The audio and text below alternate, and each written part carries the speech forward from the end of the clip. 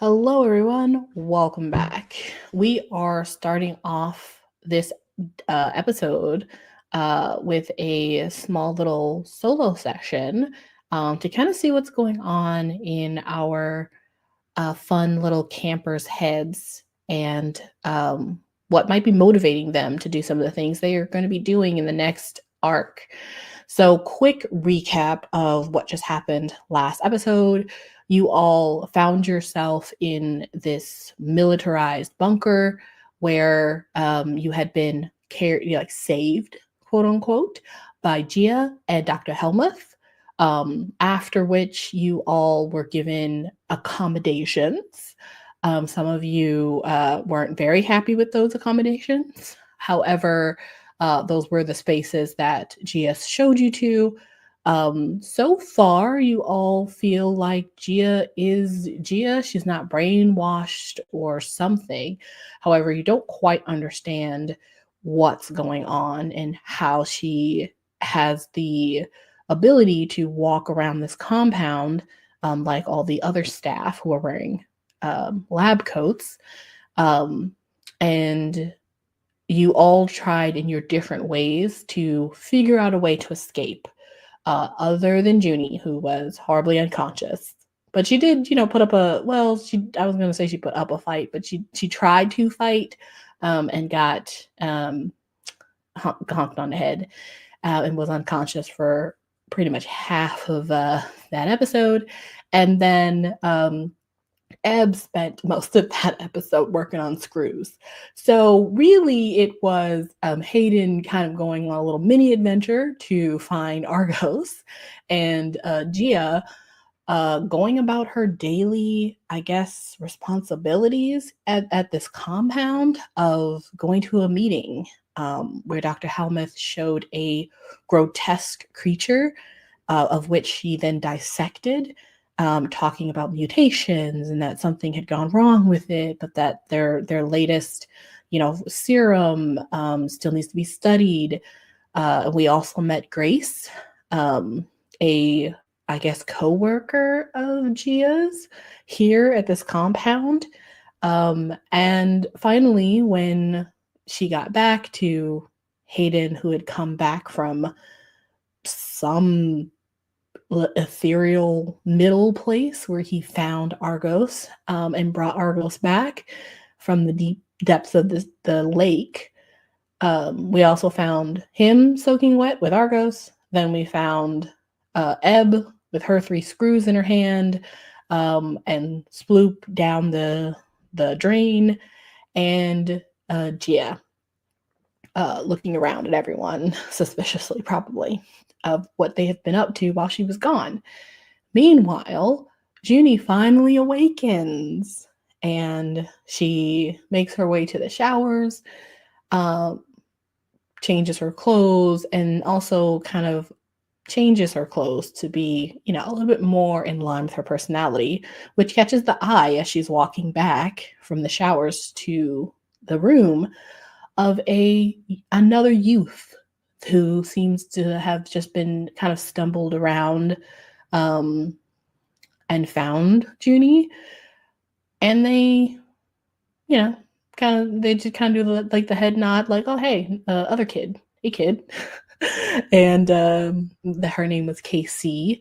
And she invited Juni to hot dogs and, decent food, which Juni accepted. And they both went down one hallway and another hallway until they came to a almost identical mess hall as they have seen for many days now at What-A-Day Camp. And this mess hall was full of, as it usually is at What-A-Day Camp, of what seems to be kids. Are they campers? Are they just the staff's children? Why are they here? Why does the mess hall look like the mess hall at What-A-Day Camp? A lot of questions that we didn't get to, but we are going to pick back up with Hayden holding Argos. And instead of us seeing where he's at now, I would love to know, Hayden, what through all that you've kind of been thinking about and experiencing, what do you imagine is happening at camp right now? You know that the parents of people have been informed. You know that Dr. Helmuth is here, but she seems to be keeping a pretty good eye on, the campers that go missing. Mm. And it's been a couple of days since you guys have gone on your adventure. Like, do you think anyone's looking for you? What do you think is happening? There's a part of him now that the more I want his kid-aligned brain is kind of like, wonder if they're still looking for the chicken servers we sent them looking for.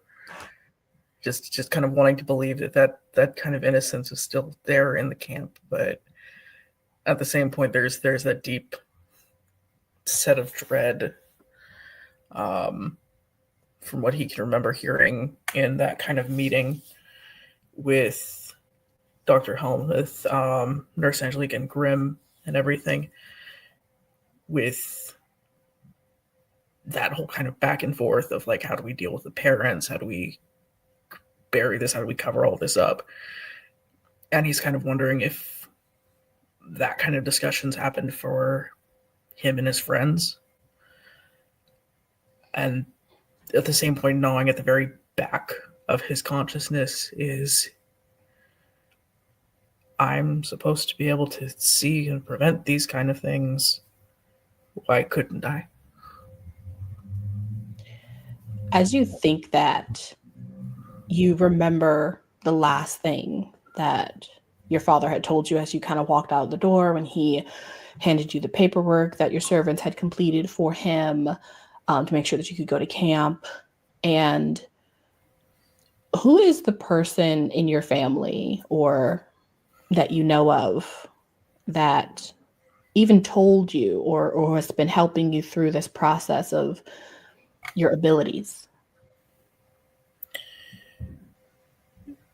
Some of it has been his father, and at the same point, it's kind of been a collective between his father and his colleagues, kind of trying to figure it out. Because there hasn't been one in his family for so long that it's the question of like, okay, why did it come back? Mm-hmm. What made this one special? Exactly. Which it was quite odd because you remember perhaps it wasn't a conversation you were actually supposed to be a part of, even though you were present for it, but you remember hearing your father say quite seriously that there shouldn't be nothing special about you. So he's quite annoyed that he even had to kind of deal with this whole thing. And I think in that moment is when you guys had the conversation of this camp.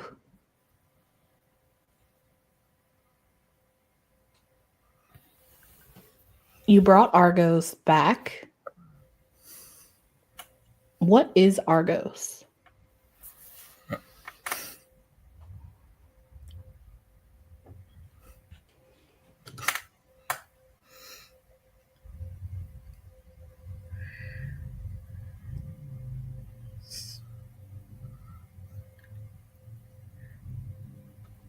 I want to make sure I'm understanding correctly in the sense of in this current limbo state he's in, or just in general? In general.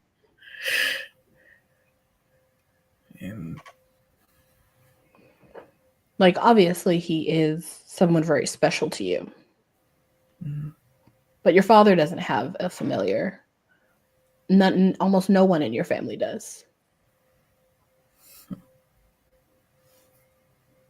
Mm. He's not a fan of animals. Really.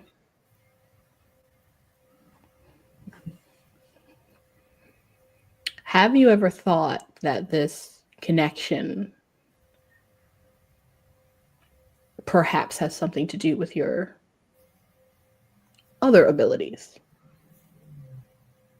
He's considered it. He's also been told the fact that he'd probably mentioned it absentmindedly at some point to his father or his brothers, that the fact that he and Argos can actually just speak back and forth to each other. Of course, probably going to openly be mocked for it, but to Hayden, Argos is one of the only people to both not care who he is in sense of status, but also care the most deeply as to who he is as a person. It's like he told Charlie, Argos is his other half. I think in this moment, as you guys are all standing, looking around, about to make your next move, I think it comes to you that it was a bit odd that your father even agreed for you to go to this camp. Even odder that this was a camp that none of your brothers had ever gone to or had any interest in going to. And yet he let you go. Not only did he let you go, he actually put some level of work into it. I mean, he didn't fill out the paperwork himself, but he did get people to do it, and he gave it to you. Now that you think about it, strange.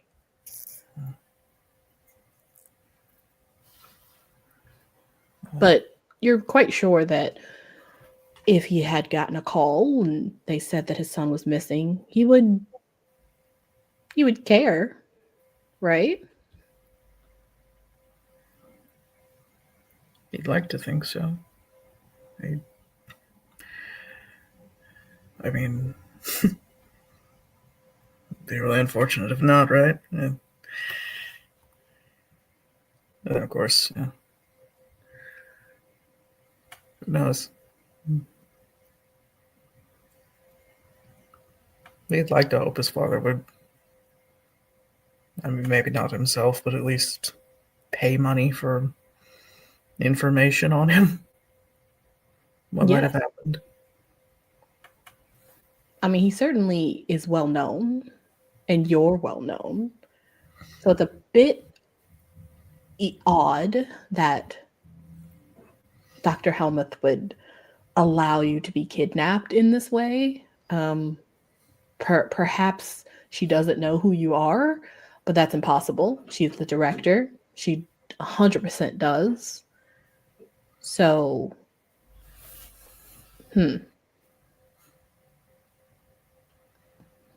makes you think.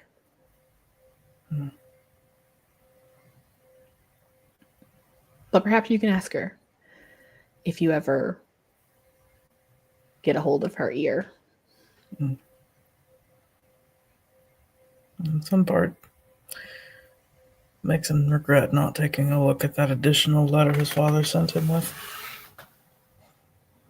Indeed. Perhaps it was important.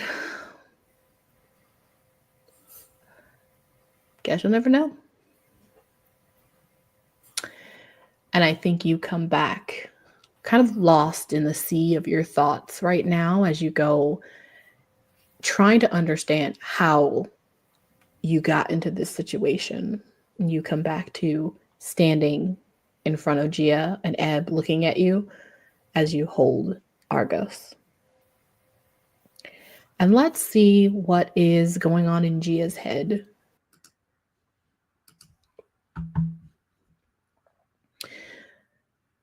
Gia, You are within your own mind. What are you dreaming about?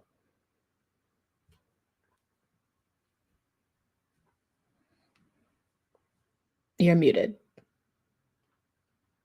I sure am. It's okay. All you missed was really long, drawn out. What am I dreaming about? I think kind of the same thing that's always in the back of Gia's mind is, what cool new creature can I befriend? Absolutely. You are back home, maybe in one of the back areas of one of your family's forests, and you see a huge black tail slithering across the forest of something you've not identified yet. And it's running away from you, and you dashing after it. This is something you do all the time. And it still surprises you when you find something you've never identified before. This time, you finally catch up to it. It's starting left and right, but you're faster. And you get in front of it. And it stops. And it looks familiar.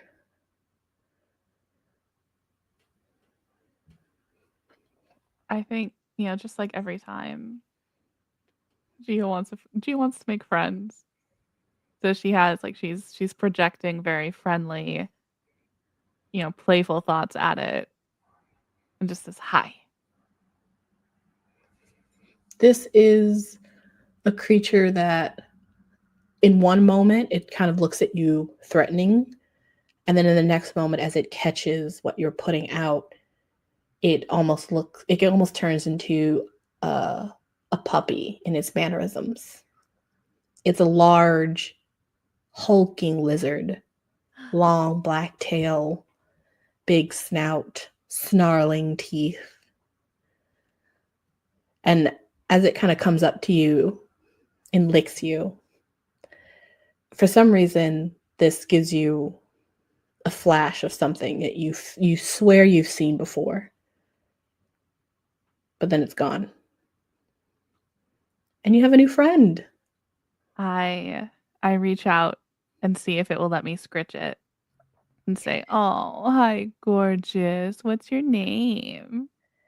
It absolutely does. It actually rolls on its back, so you can scritch its little tummy. Yes. And in your head, almost as if it's answering you, you hear the name Fred. It's my baby. Do I recognize that name? It sounds familiar. Again, always as if it's like on the edges of your tongue, on the edges of your peripheral. But just as you're like, man, that sounds so familiar. I feel like just as you're thinking that, you wake up in your bed. You can smell something burning downstairs, and you can hear Mateo running across probably the kitchen table, to be honest. Yeah. As one of your other siblings run after them because they're not interested in getting dressed this morning, and they wanted to make their own toast, but they 100% burnt it. And you kind of hear that happening downstairs, and the window to your bedroom is open, and outside it's a beautiful day.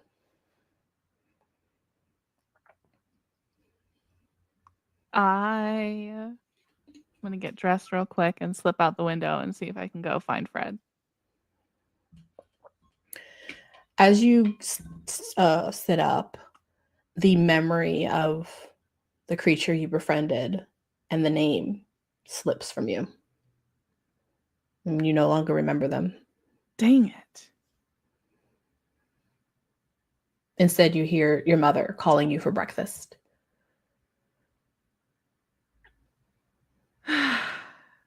All right. I'll go see what destruction Mateo has wrought this morning. You walk down the stairs, you walk around, you go into the kitchen. It is, well, no, nice way to say this. The kitchen is on fire. The the stovetop is on fire.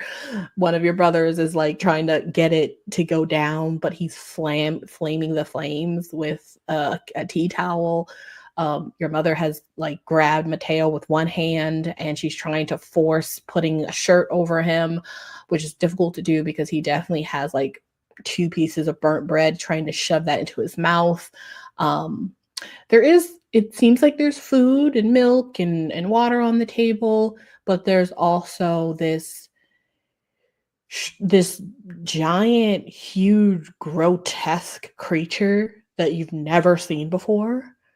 It is fat and bulbous, and it is just shoving food into its gullet while it sits on the table, and nobody's paying it any attention. Okay. No, don't fan the fire. Like, just douse it. You know better. We have fire. Idiot. And I leave my brother to the stove and go over to the creature. Are you new here? It's way too small, little bat wings sort of flap, and Galileo, who's kind of on your shoulder, kind of looks at it and kind of like does that sniffing thing where it's like, what the heck is that? But it kind of looks at you as it's eating. Usually we don't let the guests on the kitchen table. Could you at least sit in a chair? The moment you say chair, the chair across from the creature, there is a boy sitting there. You don't think it's one of your brothers. I mean, you have a lot of brothers, but you're pretty sure this isn't one of your brothers. He has kind of messy reddish brown hair and freckles, and he's sort of like sitting up proper, right? He's like wearing like a regular like nice outfit, so definitely not one of your brothers. And he's sort of cutting a little bit of sausage, and he's kind of looking at you and the thing, and then you and the thing while he's eating. Hi, is this yours?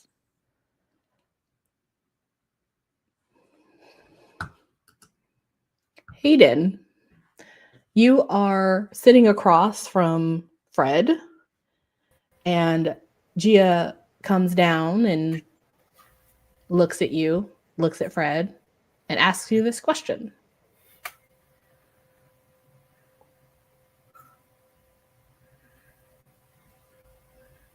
I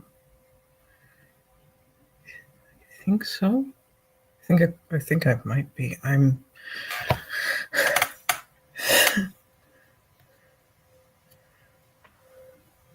You think so?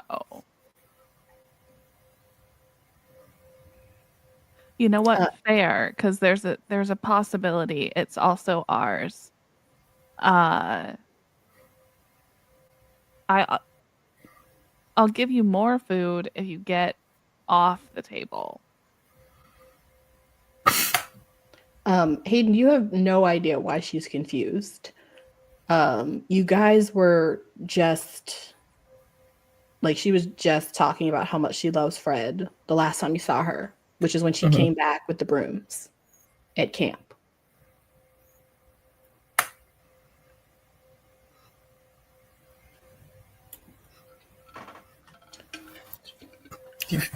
You feeling all right, Gia? Gia, you have never seen this boy before in your life.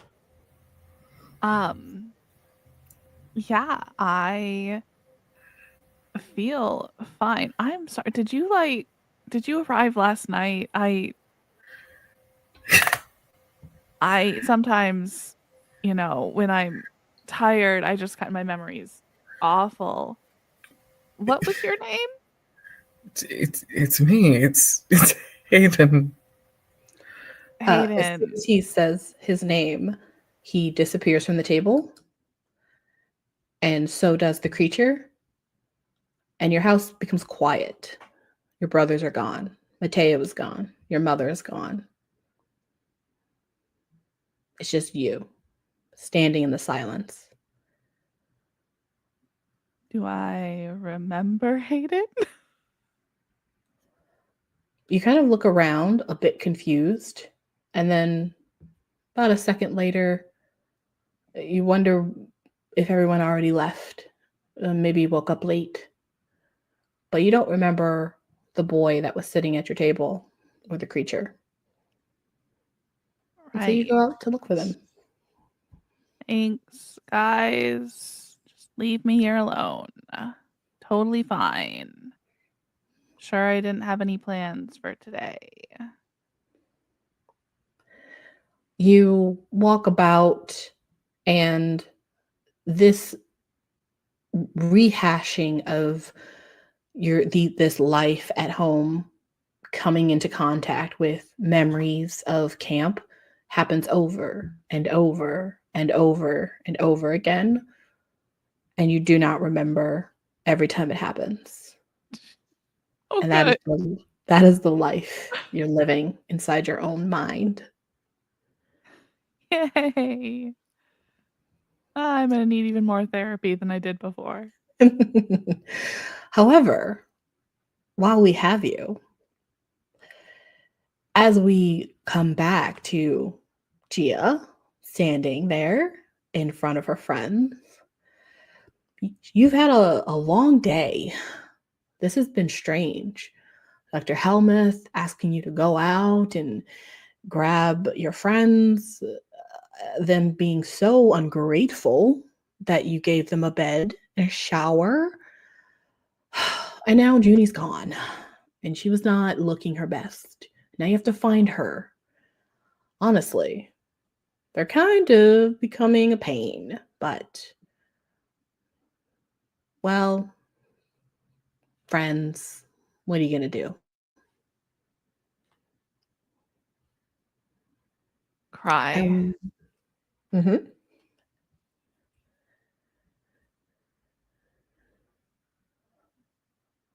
So, you two, I'm going to assume, didn't conspire with Juni to escape. So why don't you guys just eat something from the kitchenette, and I'll go make sure she didn't get lost on her way back from the showers, okay? As yourself kind of comes back to yourself, we're going to move over to Ebb.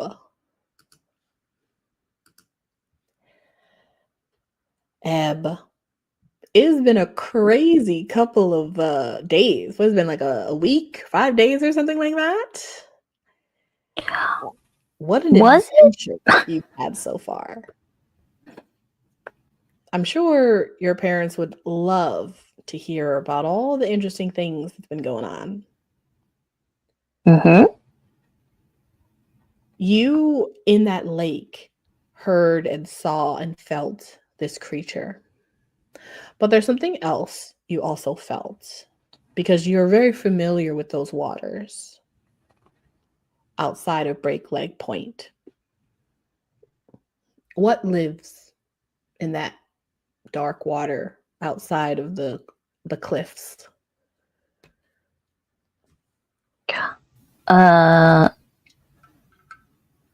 Probably some sirens. Mm-hmm. There's been rumors that part of the family ended up out there, but there's no proof.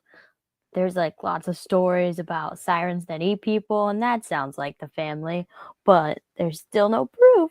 So, not sure. They're real good at hiding. Indeed, they are. But you know what's difficult to hide? are the remains of a siren. This is something you saw but didn't tell anyone, but you definitely are pretty sure that whatever was being eaten down in the depths as you were following that huge creature, that a part of its meal at some point were sirens. Might be your family, distant relatives that live on the other side of the lake.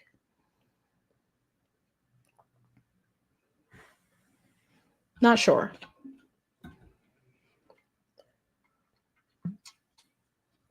Who would know the answer to that? Who could you ask? At the camp? Anywhere. Probably no one. I feel like my family, my personal family, wouldn't know because we live halfway across the world, very far away. So it would have to be somebody at the camp. And the only person that's been at the camp forever who's definitely my best friend is the lady who gave me the doll, Miss something. Miss Sveta? That's it. Miss Sveta. Yes. If She's anyone quite knows cute. what creepy things live in the lake, it's Miss Sveta. Certainly. I think as you have already figured out, as you can kind of feel Sploop get further and further away from you, you've already figured out a couple of things simply from the moment he touched the water. The first one being that the water is lake water, probably their filtering system. This is most likely the water that runs through the entire facility for their pots, for their showers, for their drinking water. And you know that obviously if they're taking lake water and you guys just got spit out of a lake, there probably got to be some family or somebody who can kind of give you some information about what's going on with the lake. Yeah, because it seems like this lake's also connected underground to the water that's at the camp too, it seems. Interesting. A lake within a lake? Weird. Yeah. Weird. But as you understand that these types of things, especially that lake within a lake situation, I mean, Miss Sveta's a witch. She's got to know. She's gotta know. How many times have you used your Matryoshka doll? 3 so far.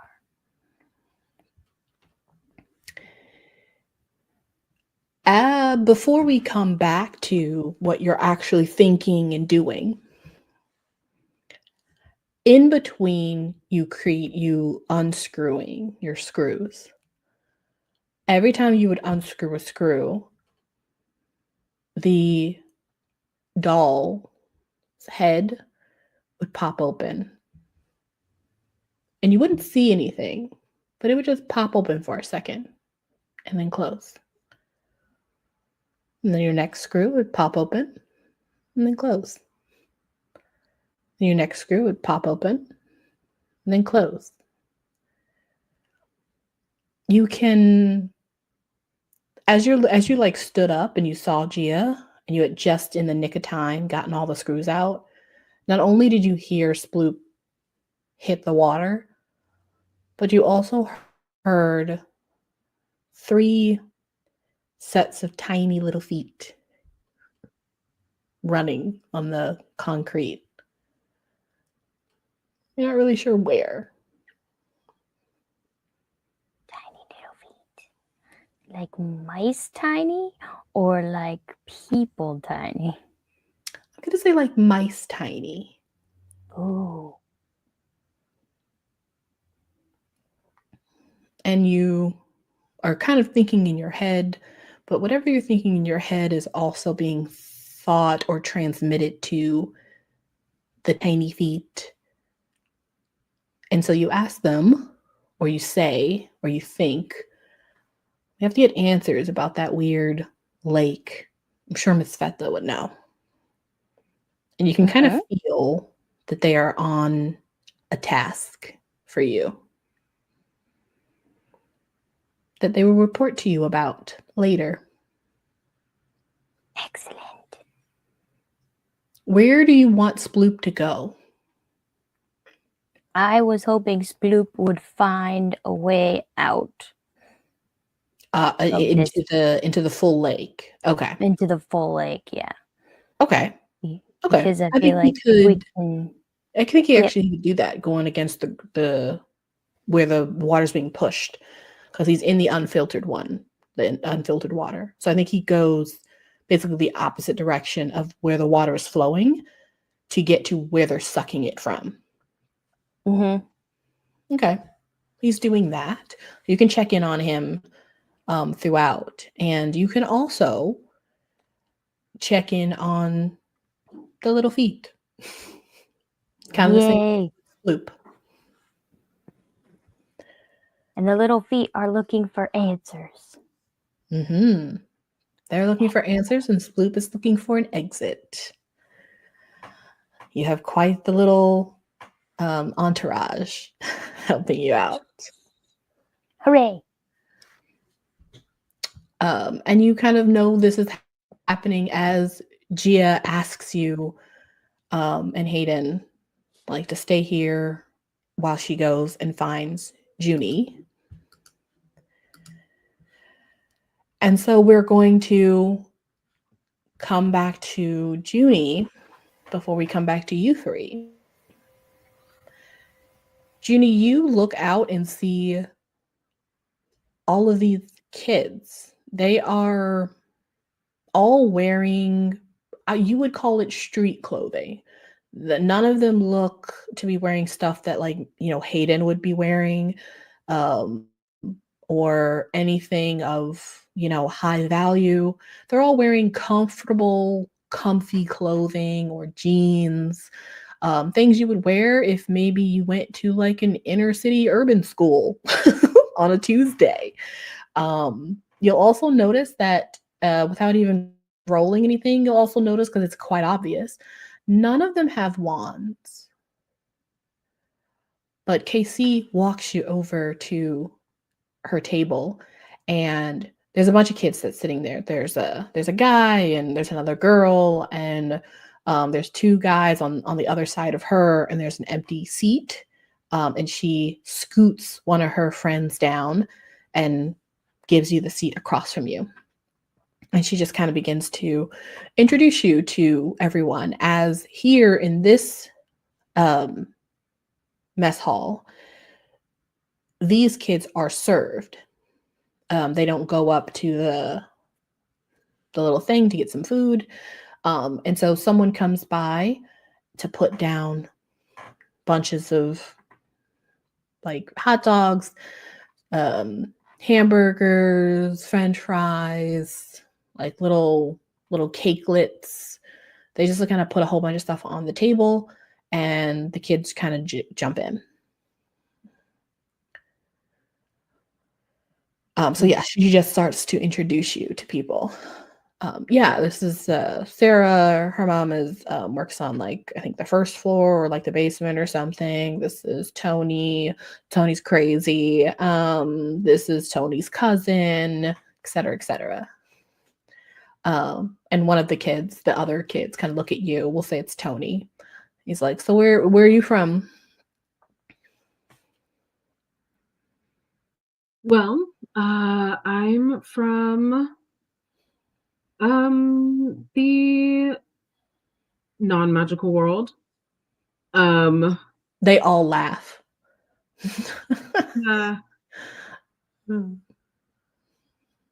Mm-hmm. That's so funny.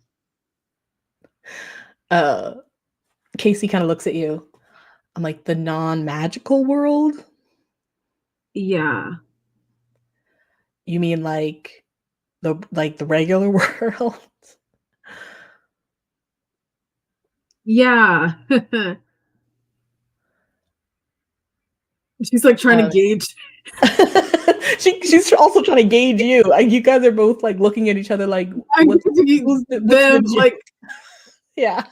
She's like, I think he was more asking like, are you from like the East Coast or and Tony's like, yeah, like I'm from Philadelphia. I was thinking more of like state or oh yeah. I mean, you yeah. I'm from Atlanta. they You all, know, they'll just stare at you while you try to think of what to say. They're like, are you it's I just say I'm okay? from Atlanta because I'm really like kind of like away from Atlanta, but like, you know, but nobody knows like where like off like the outskirts of Atlanta is, so I just say Atlanta. Oh, okay. They're like, cool, great. Yeah. And they're like, yeah, so and so's from, New York, so and so's from Florida. They're like, cool. And they begin to eat, and Casey kind of puts like a couple of hot dogs on your plate. And she puts like 3 hot dogs on your plate, and then Tony like scoops up like 2 huge like spoonfuls of fries. And you can see as they make their own plates, they are huge. Like they're stacking it up. A lot of food on the plates. And they're eating it ravenously. I'm not sure I can eat this much. Oh, What do you don't guys worry. do all day that you have such big appetites? Casey like has a half of a hot dog already in her mouth, and she's like, "Don't worry, they have us get seconds before dessert." She finishes the hot dog. And the kid next to her kind of looks at you. So, like, what sector or like floor is you said your mom? Yeah. Where does she work? She works with the on the medical wing or something. I forgot what it's called. It's my first day. I'm still learning the ropes. The girl next to her goes, "Oh, it's your first day. I'm so sorry. My bad. Okay, yeah. Okay, well then don't even worry about it. Welcome. I'm Sarah. And I've only been here like a couple of days too, and it's super difficult to navigate. But Yeah. are you staying in like the West Wing? She kind of looks over at Casey, and Casey kind of looks at her and then looks at you. Actually, we met her over by the entrance hall. Were you just coming in from like somewhere? Or? Yeah, like I literally just got here today. Like really haven't been here long. Oh, wow. And then Tony right next to you, you have seen him literally devour 2 whole hot dogs in like 2 seconds. And he's kind of chewing as he looks over. He's like, yeah, they're hiring so many people. I think they hired like 5 people just last week. Yeah, it's getting so crowded in here. Yeah, it must be a big project or something going on. I haven't heard much about it. What do you guys are you able to tell me anything about it? Very Or subtle. I'm gonna need a charm roll with that great subtle hint there. I think for Casey, DC is gonna be a 7.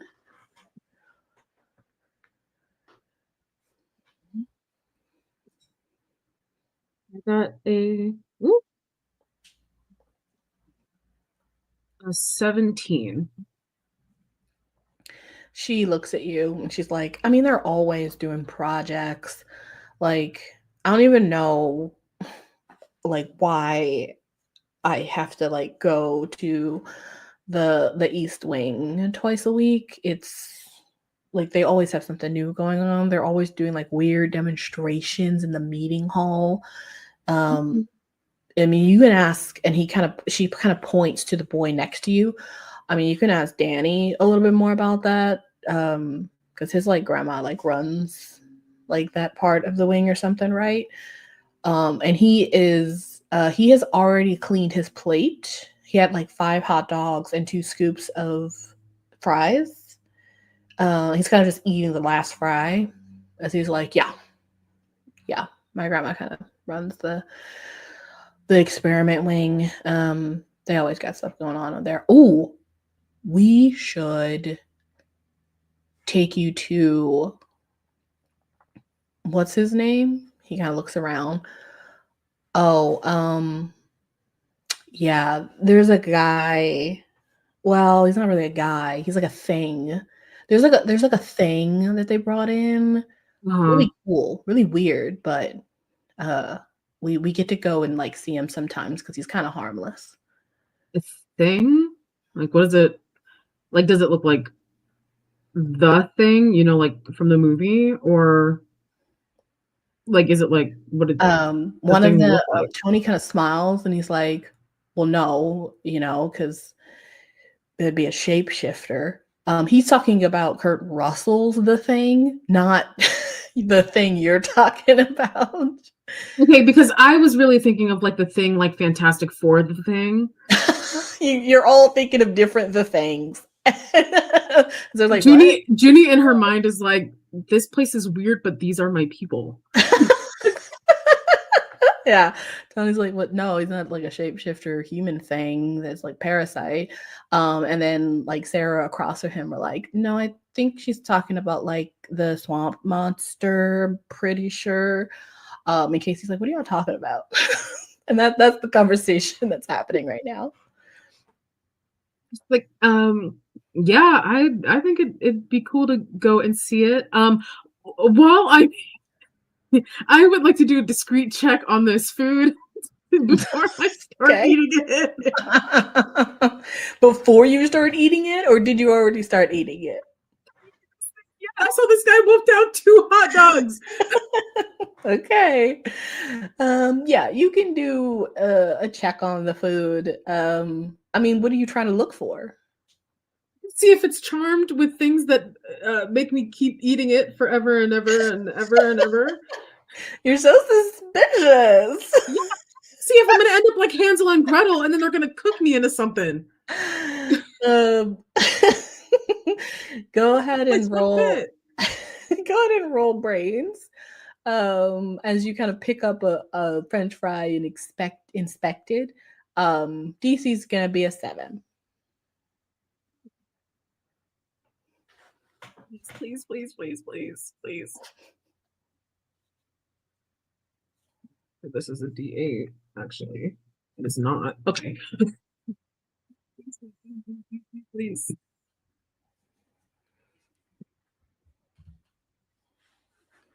Okay. That explodes. I got a 9. No, wait. I got a 10. Okay. They seem to be perfectly good fries. There doesn't seem to be any charm or anything wrong with them. No weird grease that'll make you, eat a bunch of them. But I will say, because that was a pretty high roll, the issue is not the food. You think based off of like your kind of periphery senses that that they're not the only kids eating like this. There are piles of food on the tables, and they keep kind of coming out with like the staff, and this is just firsts and seconds and thirds. Everyone's eating this like this. They're starving. But the food is fine. I'm going to tentatively eat some of the food. It tastes like honestly, it kind of tastes like school lunch French fries. They're not, it's not like top tier or anything. They're fine. You've had better. Oh, so definitely not worth like seconds and thirds and Nah. okay. Yeah, I think I'm just gonna slowly eat mine while, carrying on. Mm-hmm. The boy next to you, Danny, he says, no, it's more like Bigfoot, but like not Bigfoot. Because it's and then the other people like, yeah, I guess so, but like not. Right, kinda. And then I think it's the closest you're gonna get. Oh, but it does a cool thing though. Yeah, like whistles. Oh, that's so cool. Yeah, I'd love to see it. It's actually really cute. Yeah, we should take you there because there's nothing else really to do in between appointments. So Yeah, for sure. I'm so down. when is your first appointment? I know you just got here, but is it like tonight or tomorrow morning, you think? It's probably tomorrow morning. I mean, they kind of told me to like settle in, get to know the place, that kind of thing.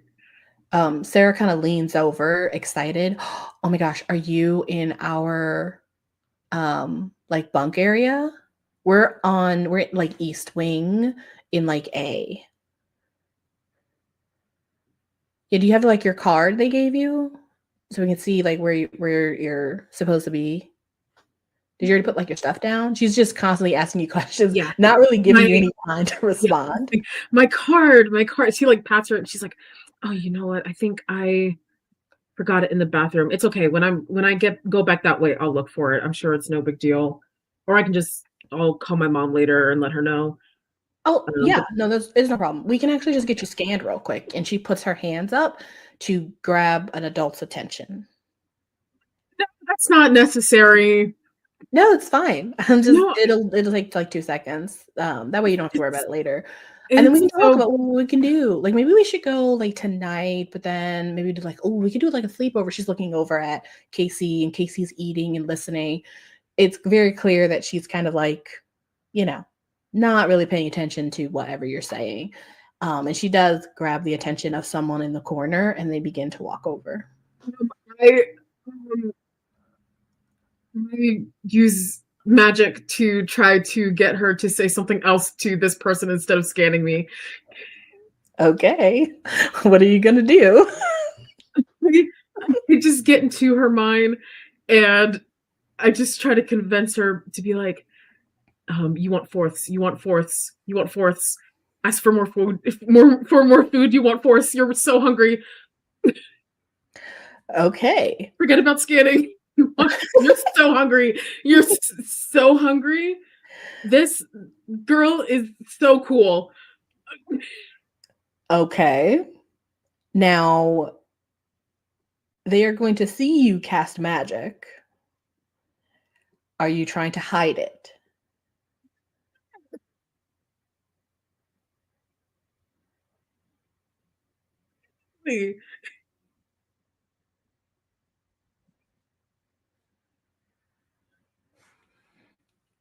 Was that a no? No, I said absolutely. Oh, you're gonna try to hide it. Okay. You are casting this spell. Is it an ability or are you trying to do a stat?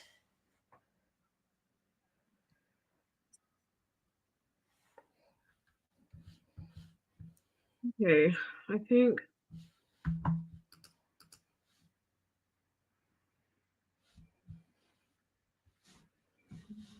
I gotta use my boon. Oh, yes, you can if you'd like. Yeah. Okay. Yeah, you are able to basically project something other than what she's wanting to ask as the person comes over. And instead of her asking, hey, can you scan my friend? She says, I actually want like a double cheeseburger. Oh my God, that sounds so good. Can I get like a double cheeseburger with like extra cheese? Because that's like the first thing that she kind of had in her head. And the guy that comes over, he's like, yeah, I guess I'll go get you one. Like, oh, that sounds good. And as she turns around, Danny kind of looks at her and he's like, you totally forgot what you were going to ask. You just wanted more food. And they all kind of laugh. And she's like, what? So you can add a +2 to your next charm roll. Go ahead and make a grit check. DC needs to be 15. Does my +2, can I use it on all charm, or does it only stack for working on her? So it's your next charm roll, whatever charm roll you roll next. Okay, I'll just add it here real quick. And my grit.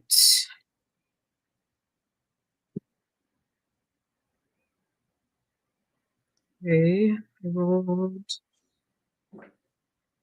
a 9. I'm going to add. Can I add adversity tokens to this? Yeah. I'm going to add 6 adversity tokens.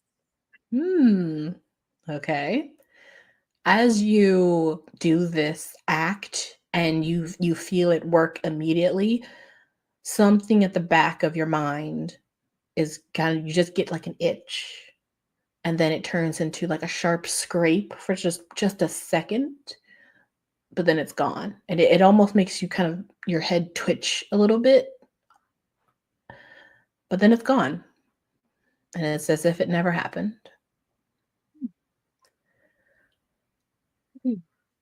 And you all continue to talk and eat. And that's where you are for, until dinner is over, essentially. Ebb, Hayden, and Gia, what are you guys doing as you find out Juni is gone and Gia makes the suggestion that she go find her?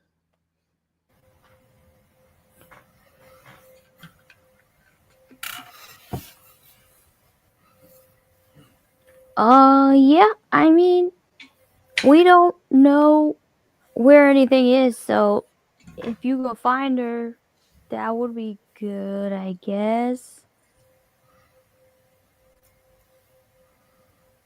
Yeah, there's like snacks in the kitchenette. I don't know if there's like Ebb snacks though. I'll see I if I have can. snacks. Of course you do. I'll still see if I can like find any extras. Thanks, buddy.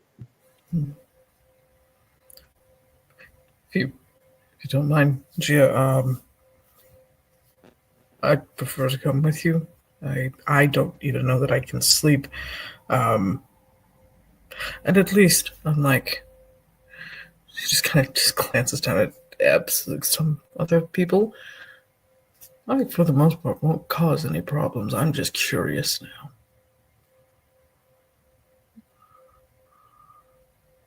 now. Okay. I mean, I'd really feel better if you could rest, but I guess if you can't rest, how are you feeling?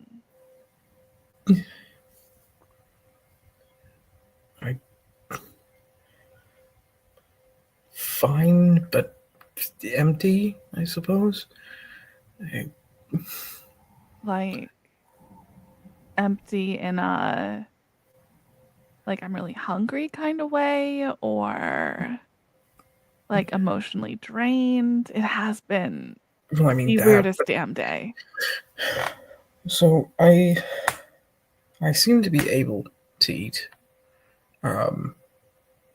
Is he kind of at the same point also in the other arm that isn't kind of holding Argos has that bag of muffins. Oh, like, yes. You do have a bag of muffins in a Ziploc bag that is the only thing that's dry. Yep. So I can eat. But what does it feel like? I mean, it's still mostly the same. At least this stuff I can seemingly taste. I don't know how spread that is for other things. I'm emotionally drained, of course, but that's not surprising. Wait, where did you get muffins?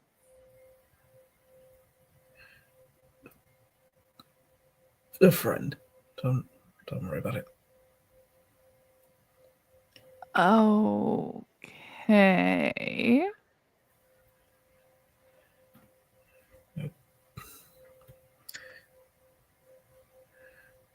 Was a parting gift I when think he's had them this Juni whole first time. found me.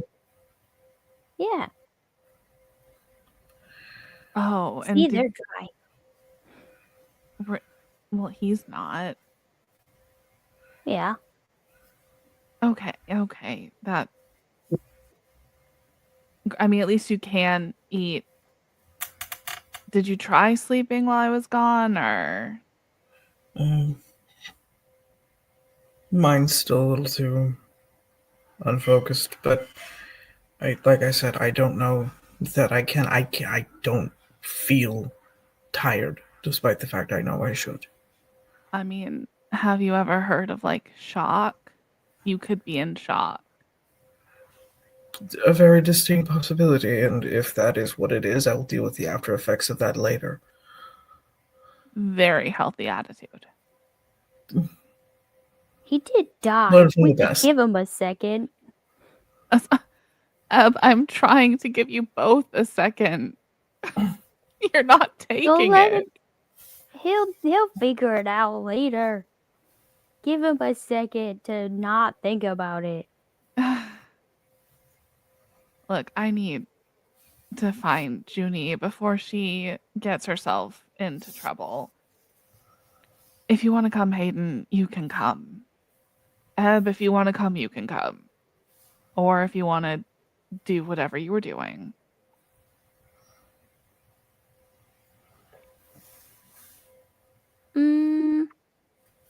I'll stay here. That is so suspicious. No. But okay.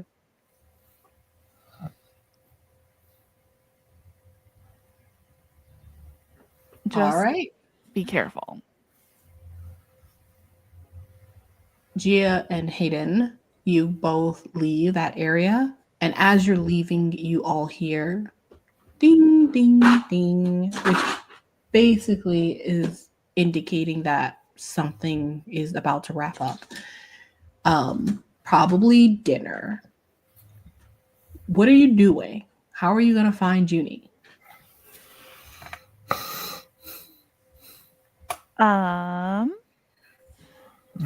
That's such a You've good been question. here for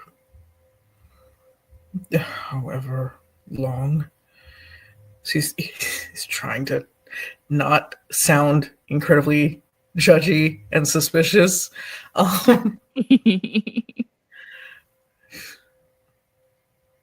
What does that chime usually indicate? That might give us something. Dinner's probably wrapping up, which, I've not missed, but that's fine. I can get a snack at the kitchenette.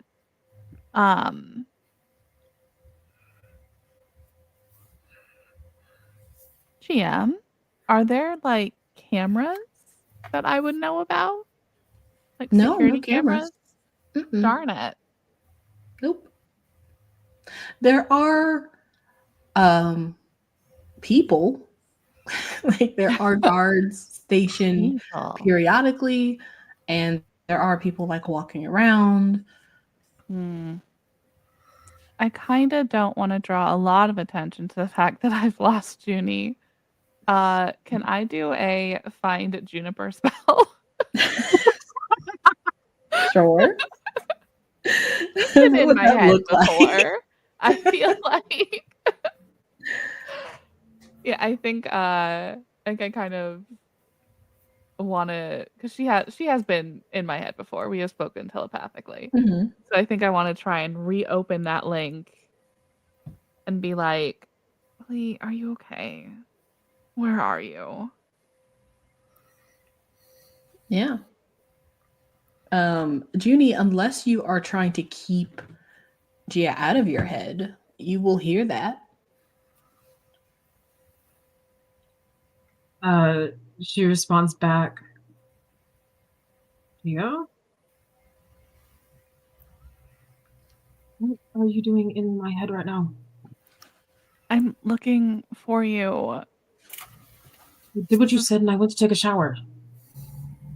Are you still there?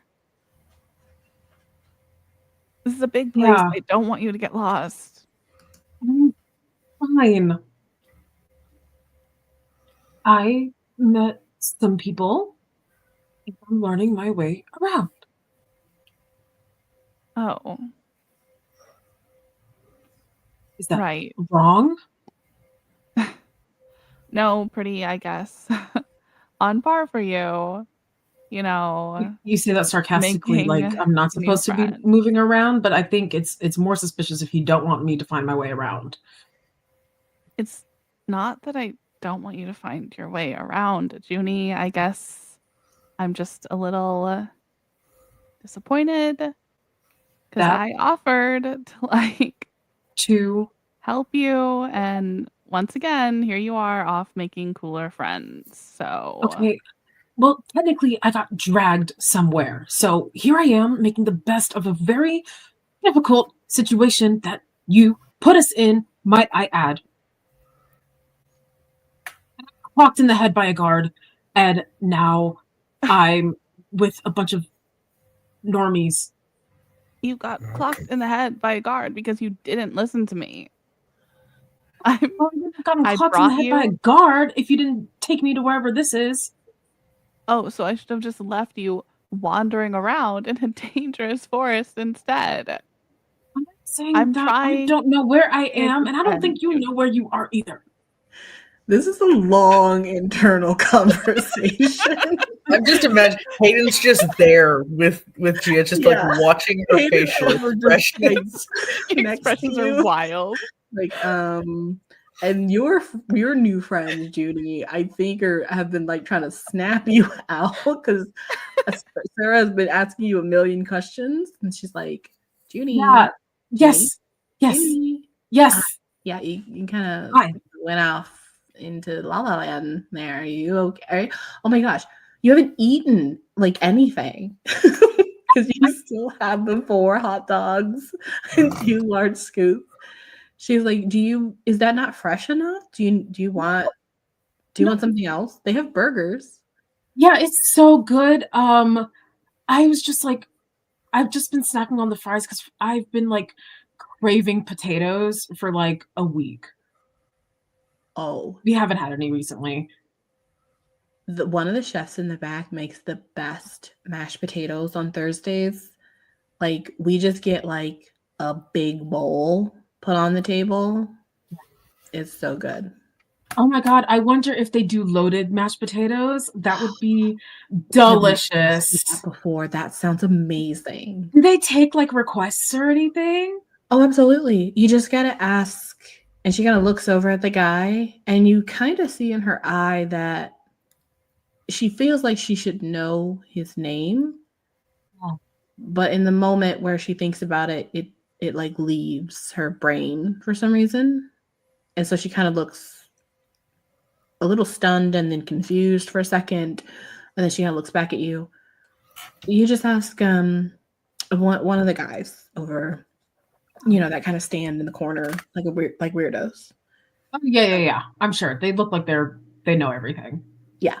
And then she like goes back to her, like puts her face down and her like tries to hide behind the pile of food on her plate and goes back to talking to Gia and is like, what sector are you in? What sector are you a part of? Tell me right now. In the meantime, Gia has turned to Hayden and it's like, look, she went to the shower and then she did what she always does and just got swooped up by a bunch of people, and now I don't know where she is. To be fair, if it's a bunch of people, if you guys have some communal dining area, it's a good place to probably start then. Gia, Absolutely. you are housed in the gold sector.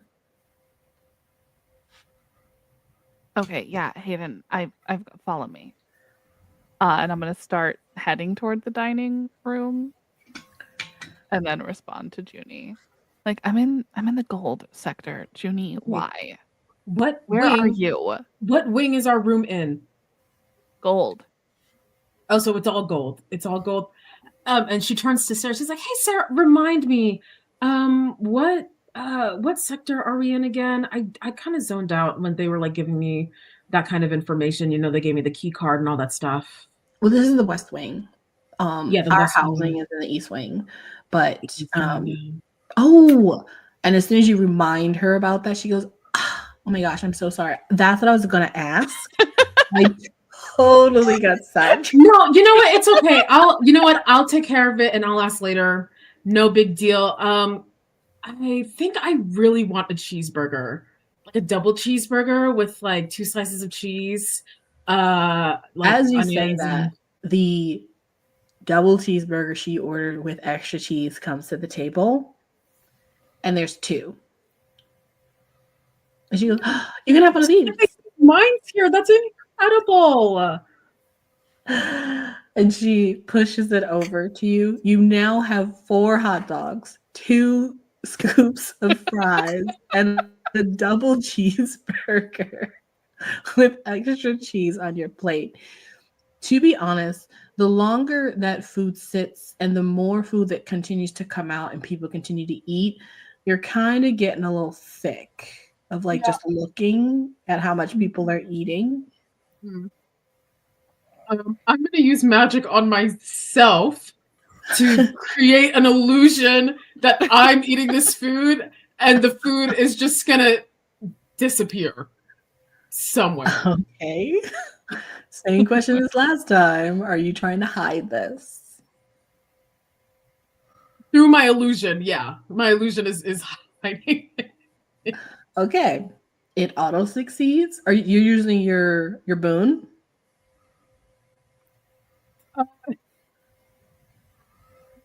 You went out That's there. my boon. Oh, I'm so sorry. Can you hear me now? Yeah, I heard Okay. you. It auto Did succeeds. I use my boon? So what does it look like as you make this plate disappear? She looks like she's eating and it disappears, but it doesn't like she doesn't actually eat it. So it like goes through like a portal in her mouth and goes somewhere else. It looks like she's eating. Okay.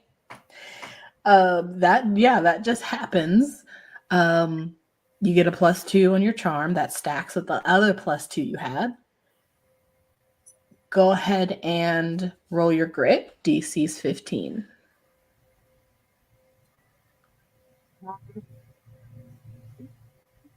Please. That's a 1. Okay. Oh no. Which is actually a 2, but yeah. Go ahead and mark the things that are on your boon card for when you fail. And as the food kind of leaves your plate and the faces around you, they're actually getting like they're smiling and they're kind of laughing because now, you're kind of more on their pace in terms of like the food you're eating. You kind of see a bunch of people getting themselves together, a bunch of people getting up and putting their trays away. You can kind of see that Sarah like devours her burger in like 2 bites and then also gets up to start put her plate away. And she's like, okay, who has appointments? And like just Tony and Casey raises their hand. Like, okay, let's meet after appointments at my room, or do we want to do Juni, where's your room again? It's Oh, you know what? I haven't really looked for it. I know it's somewhere in the East Wing. At least I think. Okay. I really should have been paying better attention.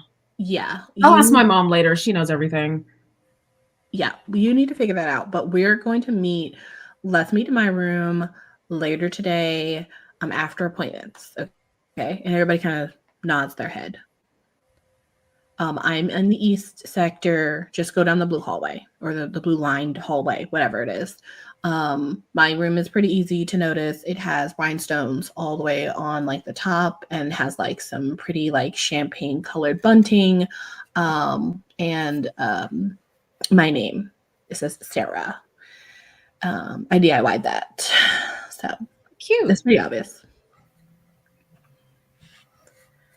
Sweet. Okay, then I will meet up with you guys later. I'm gonna go see if I can find my key card. They kind of look at you as you say key card and then look at each other. And then like, okay.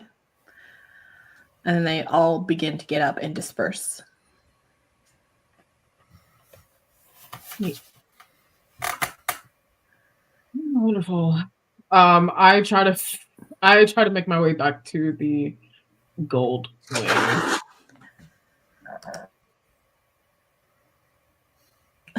Yeah, you're able to do that. In her head, the entire way is Gia just like, Juni, fucking Juni. I'm going to the wing. I'm on my way back to the gold wing. Okay.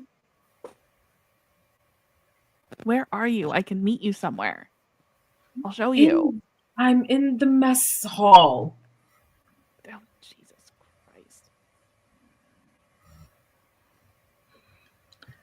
Christ. You guys are all in the same hallway. Juni is coming up the hallway from the mess hall, and Gia is coming down the hallway from the rooms. Can I have been doing stuff this whole time? What do you want to be doing? I wanted to finish my search of Hayden and Juni's rooms for secret tunnels. Okay. Secret tunnel. Let's do Hayden's room. There's not even a grate, or not a grate, but there's not even like a drain in here. Mm-hmm. It is completely bare. All the walls. It's like a big box, including the window. Cool. Do all of our windows like face the same way? No, because Hayden is on the other side of the room as the hallway. However, the windows seem to be like, you can kind of tell because you know the natural order of things. It's kind of artificial light. It's not a real window. Like you can't look outside and see like grass or anything. It's like one of those windows that are made to look like they're a fake window. Creepy. Mm-hmm. And Juni's? So you go to Juni's room, and she does have a little grate. It's quite small, but it's under her bed, like at the foot of her bed. It seems to be going out towards like the hallway for air circulation. How small is it? It's pretty small. Can I fit? Probably not. But then again, you don't really need to go through it. It does go to the other side of the wall, which is the hallway. Oh, so it's just a little vent. Yeah. In a wall. Okay. Yeah. There are other rooms. There are other rooms in this hall. Those are like, you guys' rooms aren't the only ones. You're just the ones that have been placed. Do any of them say Gia on the door? None of them have names on the doors. They all look, this kind of looks like temporary housing, you might think. But if you walk down to the ones that are unoccupied, like the ones that weren't made up for you guys, they all kind of look the same. They all are just four walls and a concrete bottom. and a concrete top and a fake window, but there's nothing in them. Like they haven't been made up essentially for anybody to live in. And there's like a couple more in this hall, like 4 more, and then at the very end there's one that's on your side where your room is, where the door is closed. But when you look in the window, you can't see anything. Open the door. It doesn't open. It's locked. It's locked? Mm-hmm.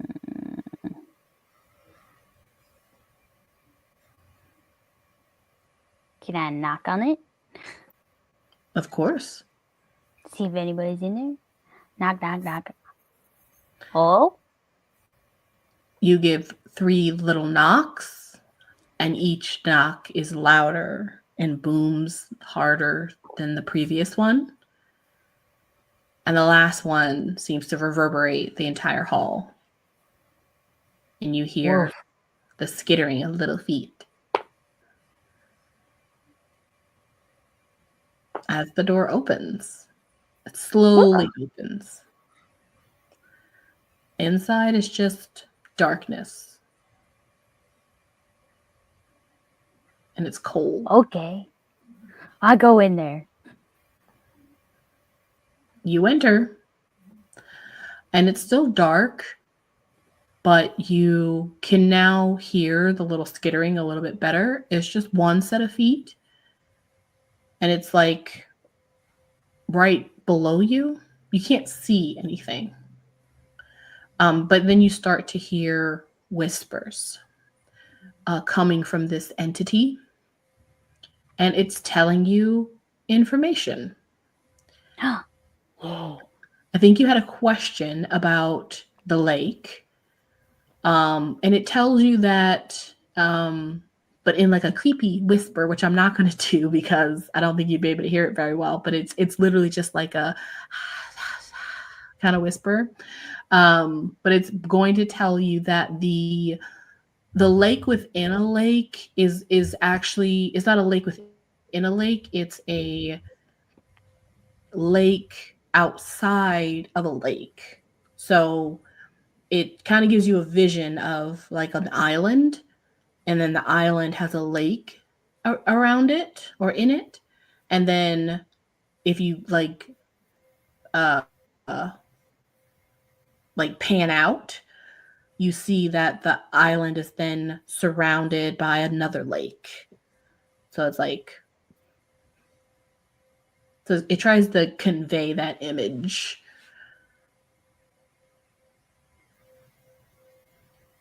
Cool.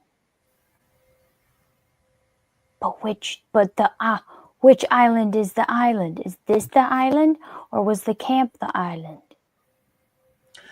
It shows you the camp, but the camp is bigger than what you have been in. Like in terms of like the camp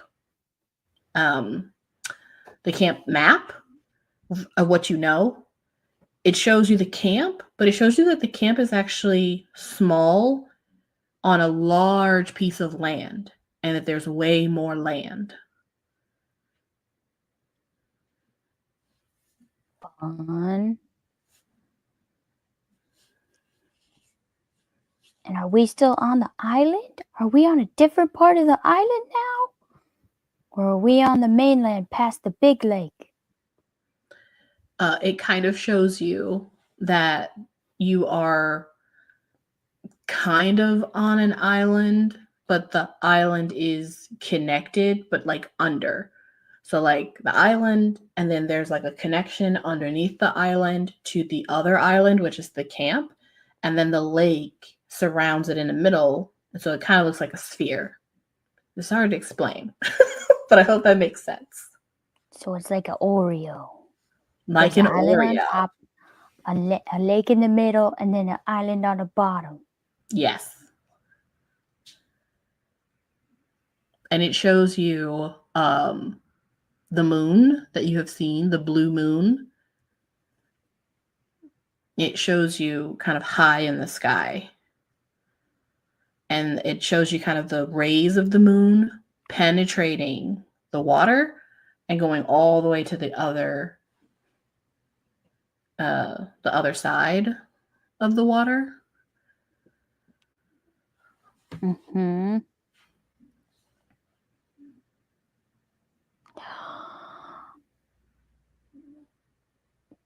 I want to turn on my wand. See if I can see what's in this room.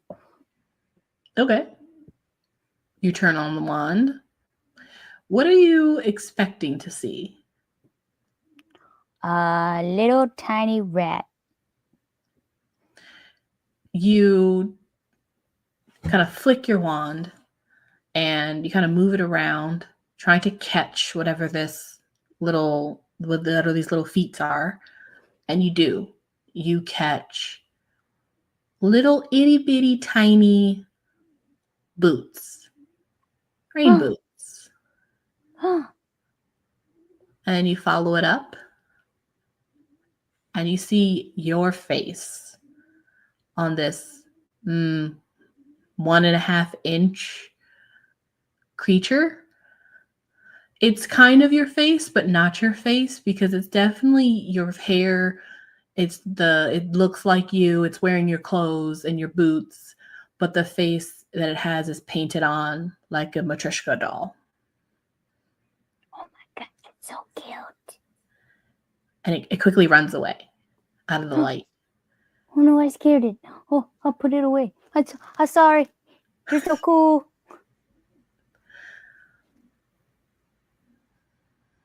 The little feet thank you. Disappear. Thank you. I hope you come back. And then I'm going to hold up my wand and see what's in this room. Is this the same kind of room? It is. Except for there's no window in this one, so there's no artificial light. But it is fully bare.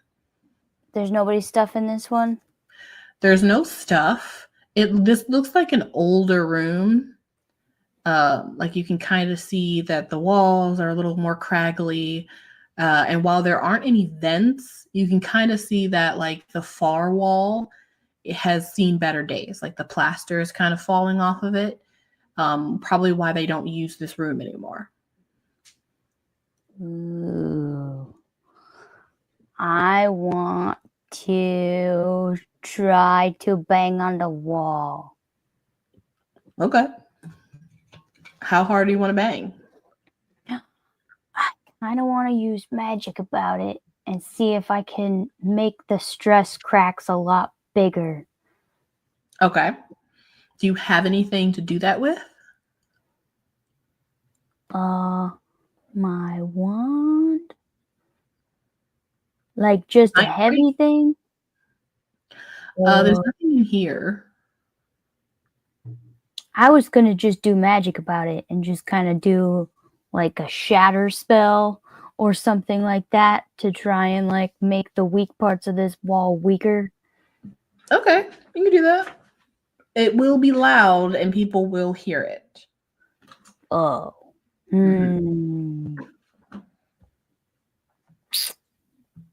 Okay. Okay. Go ahead and roll your fight and add your magic. Fight and add my magic. I'll say DC is only going to be a 5. What is our magic? It's a D4. Okay.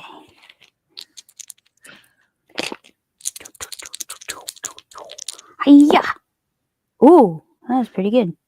That is a 7. Okay. Gia and Hayden and Juni, you guys see each other, one coming up the hallway, 2 going down the hallway, and just as you guys are about to close in and be able to talk to one another, you hear the alarms go off. It just goes, woo, woo, woo, woo. Oh, no. And right before the alarm goes off, you all hear a shattering sound as Ebb, you shatter this plastered wall. It crumbles in front of you. And on the other side is freedom. Running. running so fast. Ebb takes off.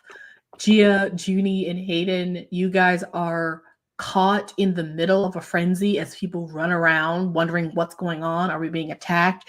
Is something happening? Nobody knows what's happening. There are guards running down the hall towards the rooms where you know you left Ebb.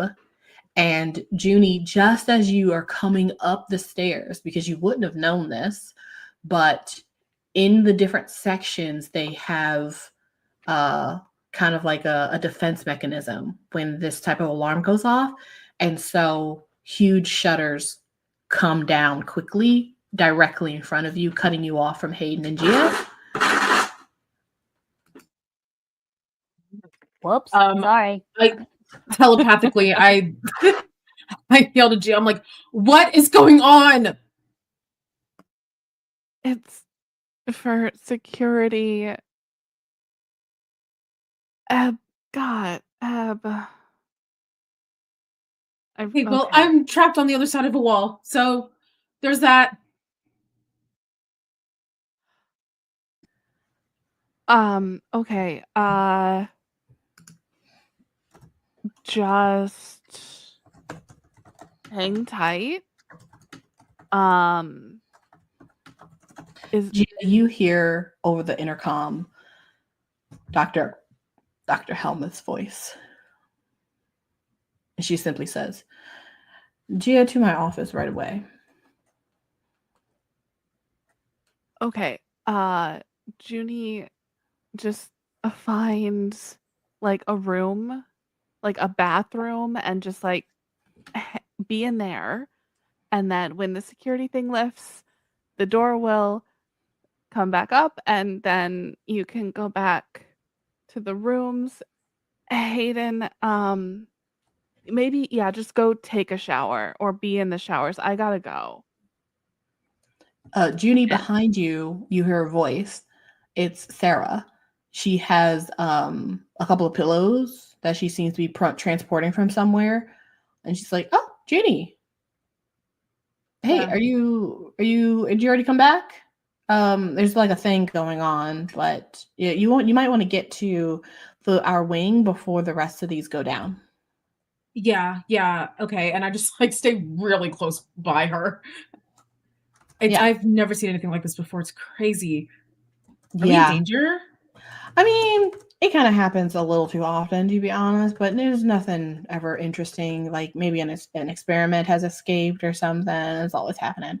I don't know. I've not seen anything weird. But come on.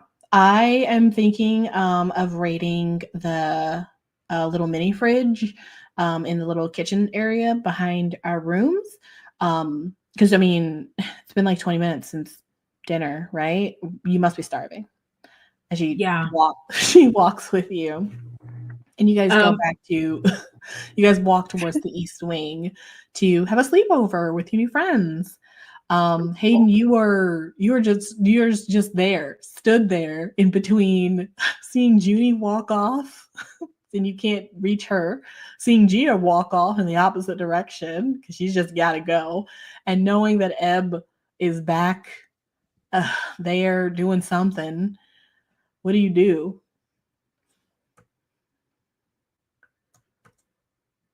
Can I telepathically try to speak to Hayden? Sure. Yeah. Hayden, can you hear me?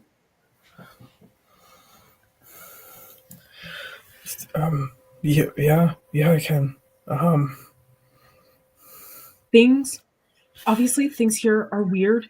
I don't trust telling Gia this information.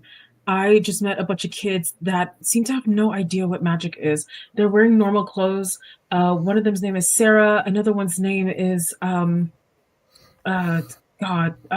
there's a Tony, and someone whose name started with a C. And their parents work here, and they eat. Like, they just eat so much, it makes me sick.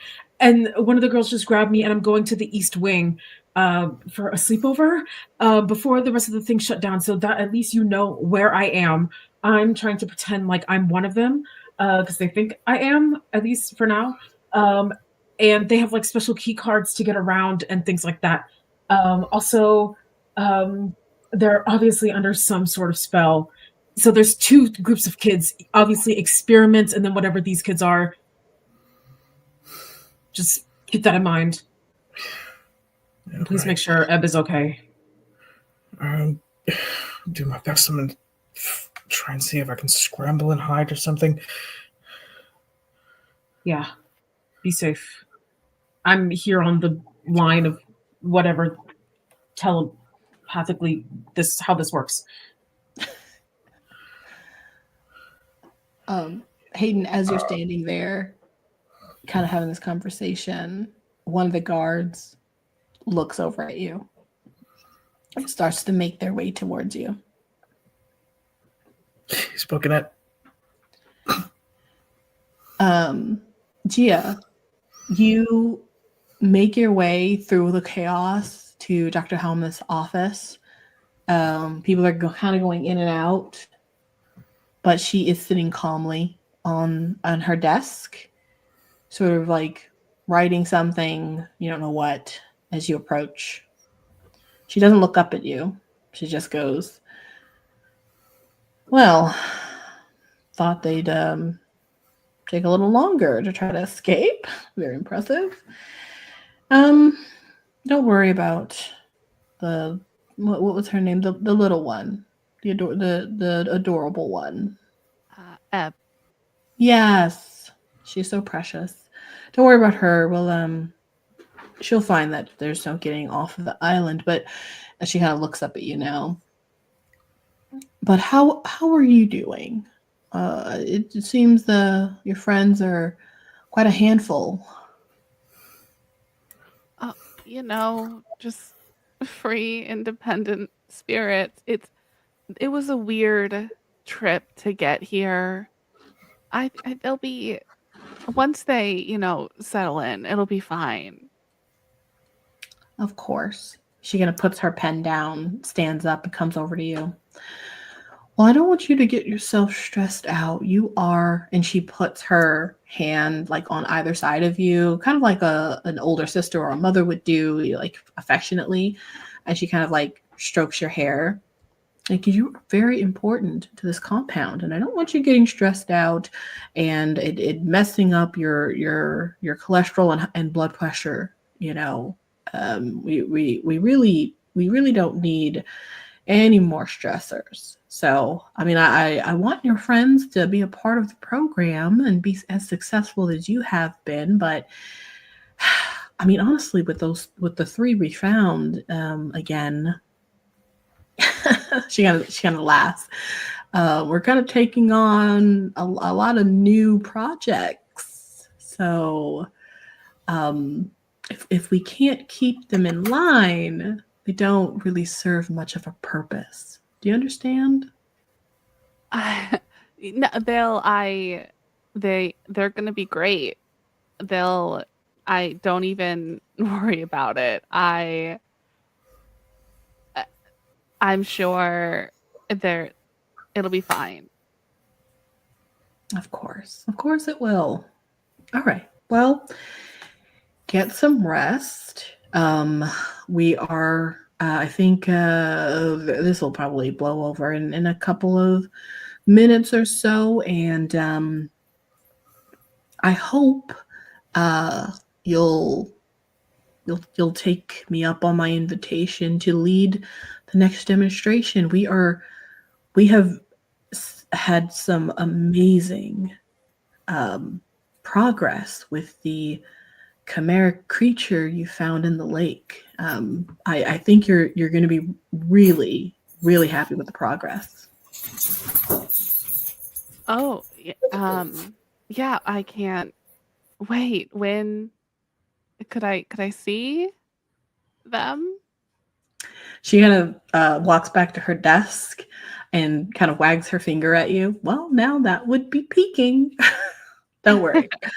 We have taken extra special careful of this particular specimen. You're going to love him. He's really become something special. And She kind of sits back down and kind of takes up her pen again as if she's about to write again, and basically kind of signaling that she's about to dismiss you. She's like, and if everything goes well, we will be rolling that particular project out next season. Isn't that exciting? She kind of starts writing again. Oh, ma'am, sorry. I think one thing that actually might be helpful with, Juni and Hayden and Ebb once she's back, they don't really like the rooms. Oh, Like they're really into like aesthetics. If we could just kind of like a just maybe a bunk room that we could all share, I think they would be much more comfortable and feel like it's home and it's fun again. wow. Well, divas, are they? A little bit, yeah. Precious. Well, I would love to make a concession there, but we are packed to the gills. And we're having a hard time getting that second facility up and running. So, we just don't really have the space right now, but don't worry. If you feel that our accommodations are not to their liking, I can always arrange, and at this point her smile leaves, I can always arrange a body bag for each of them. Much more comfortable, I'm sure. I can just explain that the other rooms are full. They're reasonable. Good. You're doing very well, Gia. I would hate to have to, and she kind of looks you up and down, redesign you. Leave. Yeah, thank you, ma'am. And she goes back to writing. And you all are once again all over the place. Hayden kind of trying to find his way away from a guard. Ebb is in the wind, running like a madwoman. Juni has kind of found some new strange friends. And Gia is trying to just keep a handle on all of her friends while keeping Dr. Helmuth somewhat satisfied with whatever she's doing. This place is strange and unusual, and hopefully you all will get to the bottom of it throughout the rest of season 1. But for now, that's it. So welcome back to the season. This was a fun little start. Can't wait to see what we all get up to in the rest of season 1 of Happy Camper. Thank you all for listening. We will see you next time. Bye. Bye. Bye. Bye.